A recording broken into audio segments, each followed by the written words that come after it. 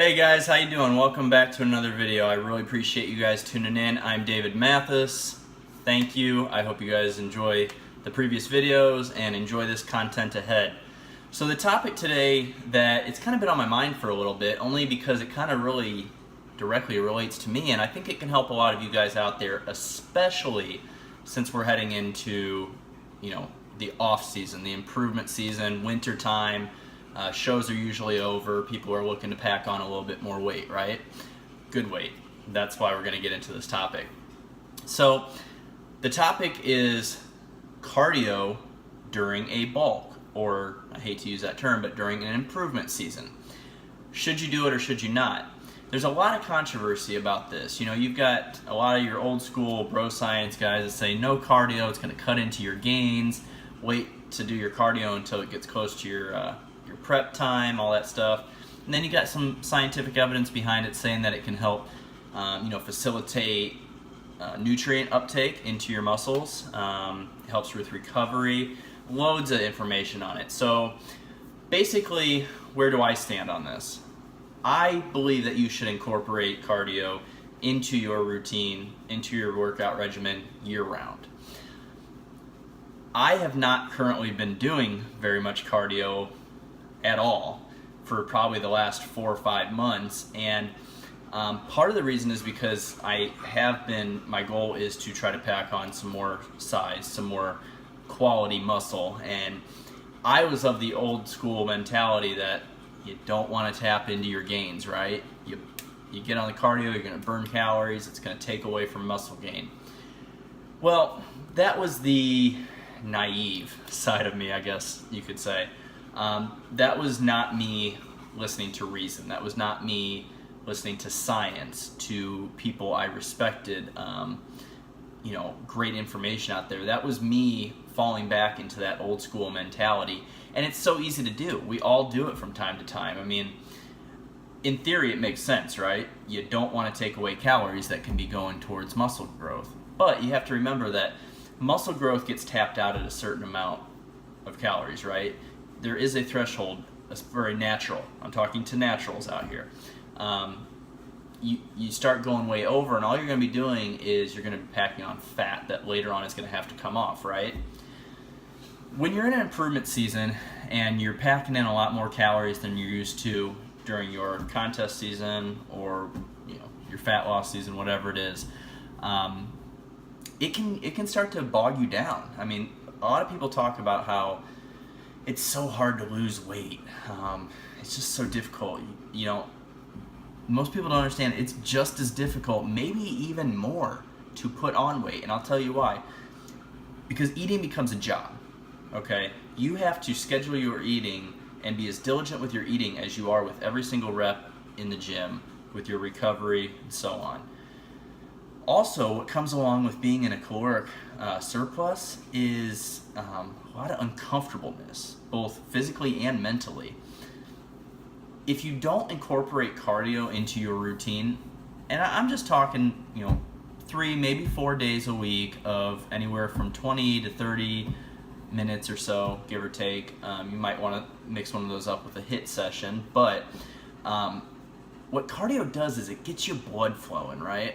It gets those nutrients that are setting on your stomach, all that food that you've been ingesting, in order to hopefully help it turn into muscle protein synthesis and grow, right? Well, after a while, you start to become carbohydrate resistant. And that's actually kind of where I'm starting to fall into play right now. I'm by no means am I fat. That's not what I'm getting at. But I do notice that carbohydrates aren't really being utilized as much for me as they used to at the very beginning. And that's because I haven't kept up with my cardio along the way. All those nutrients are just kind of sitting on my stomach, right? They're slowly being trickled into my bloodstream. Well, when you do cardio, pardon my language, that shit starts flowing into your bloodstream a lot quicker. It can get to your muscles a lot quicker. And not only does that help muscle growth, it helps muscle recovery, right? The more nutrients you can get in, the more blood flow you can have traveling into your previously worked muscles, the more tools your muscle will have to repair and to recover and get you back in the gym quicker and sooner so that you can start breaking them down and growing again, right? So don't think of cardio as like a detriment to your weight training routine, to your off-season mass gaining routine. Think of it as a very necessary tool that you have in the tool belt. I'm not saying you have to go out and you have to do 60 minutes fasted cardio every day. No, I actually recommend not doing that because that will start tapping into your recovery. But if you do 3 or 4 light, 60 to 75% heart rate max training sessions, cardio sessions a week, probably 3 to 4, like I said, what that can do is it's not going to allow your body to get stagnant. All that food is going to know when it gets into your system, it needs to get right to your muscles, right, for recovery. It's not just going to sit there and hang out, and that's when it starts making it hard to eat. Whether or not you follow flexible dieting or you're a very regimented meal plan guy or woman, you're going to be in a caloric excess if you want to gain any muscle, right? At times that can be a very challenging thing. Your body wants to maintain homeostasis. It's actually trying to not grow. You have to give it a reason to grow. So if you're taking in all that food and you're just doing your weight training session, you're still taking in all that food after, yeah, there's a little bit of an afterburn. Your body's still going to utilize it, but it's going to utilize it to a much better extent, a more efficient extent, if you add some cardio in there and help kind of speed up the process, right? Plus, if you've ever noticed, like after a heavy leg day, right, the next day you're stiff, you're sore. Hopefully, if you worked pretty hard and stuff. One way to combat that actually is I like to do in the past, and I'm going to start incorporating it back again. I like to do some cardio right after my leg day. Now you might be thinking, how the hell am I going to do that, David? I mean, geez, my legs, I just tore them apart lifting, and how am I going to do that? Well, you got to remember, you're not going to go full out. What it is more of a blood movement activity, right? Your heart rate's already going to be up from the weight training session. So what you want to do is you want to facilitate that blood flow, right? As soon as you stop lifting, all that blood just kind of piles into whatever area that you worked out, right? In this case, we're using our legs, our lower body. That pressure, that's what helps it become stiff. If we started getting that blood flowing, maybe later on that day after the session, maybe the very next morning when you wake up, that can help facilitate muscle recovery a hell of a lot quicker because that blood is flowing. And without blood flowing, that's when you start getting the cramps, that's when you start getting the stiffness, the soreness, because those nutrients that you have been ingesting are not getting into that area quick enough in order to recover, right?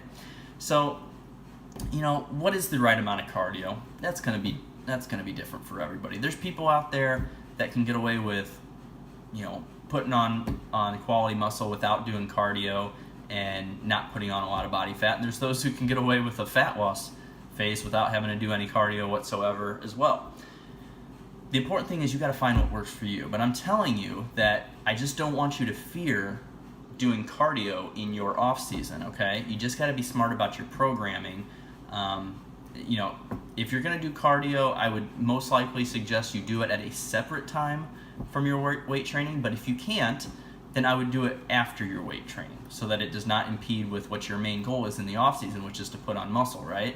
Because you want to have all the maximum amount of energy you have to put towards those weights and whatever left over to use towards cardio for recovery. Like I said earlier, I've started to become a little bit carbohydrate resistant. And I think that by incorporating this back into my system, probably for the first week or so, just going to start off two 30-minute sessions, probably on my off days, to see how that works for me right now. But as I go along, I'll reevaluate and reassess and see how my recovery is going and if I can take a little bit more. And it's also going to depend on how much of a caloric intake and a caloric excess that you're in as well. You want to make sure that you're not dropping below and falling back into a caloric deficit, because that's not what the purpose of this cardio is for, right? This cardio is not for fat loss. This cardio is going to be for recovery and to facilitate nutrients into the muscle, right? So if you're working with a coach, talk to him about it or her about it. See what's going to work best for you and for your programming, but just do not fear putting cardio into your off-season programming. You might find that you actually start growing a little bit more because, like I said, those nutrients will be driving into the muscle. You'll be able to recover faster, which means you'll be able to get in the gym and tear them back down a lot quicker. So it's all a cycle, guys. That's going to be it for today. Just kind of on my mind. I'm actually getting ready to head back home to Indiana for the weekend to visit my family for Christmas. I'm going a few weeks early. Just too hectic. I got a lot of stuff going on around Christmas around here in Florida, so better to go do that and spend some time with the family. But I am going to still put out some content, I hope. Probably get a couple training sessions in up there. So also, guys, I do offer online coaching, nutrition programming, and training recommendations.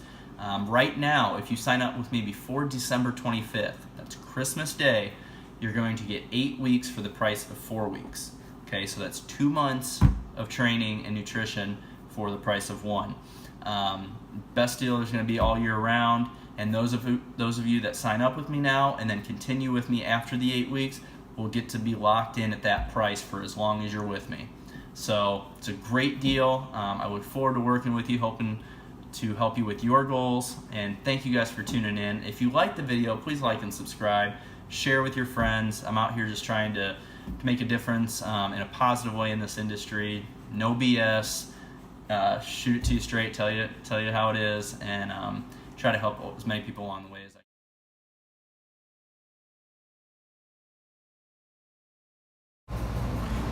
So here's just some clips from some workouts this week. Here I'm doing a belt squat variation on an assisted dip machine and pull-up machine because my gym does not have a belt squat platform.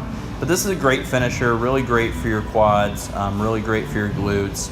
I'm really finding that this is helping me, especially since I'm starting to switch to more of a high bar squat as opposed to a low bar squat, to really try to drive up my quads and really activate them a lot more.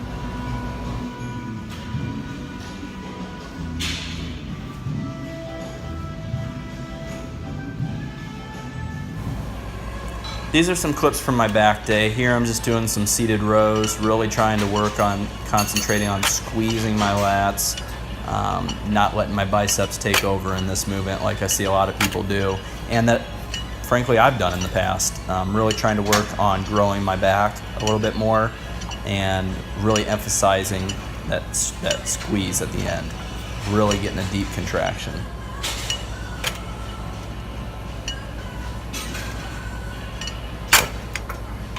Here I moved on to more of a vertical row, really trying to emphasize working on my inside part of my back, kind of growing my lats, getting a little bit of thickness and width in them.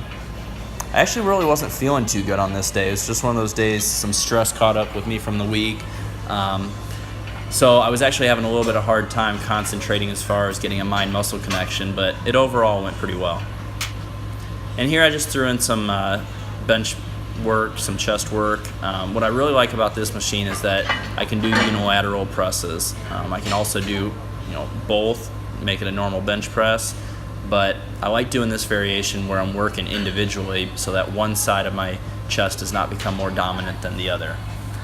This really gives me a lot better burn and muscle contraction in my chest as opposed to the actual regular bench press where I feel it a lot more in my shoulders and my triceps.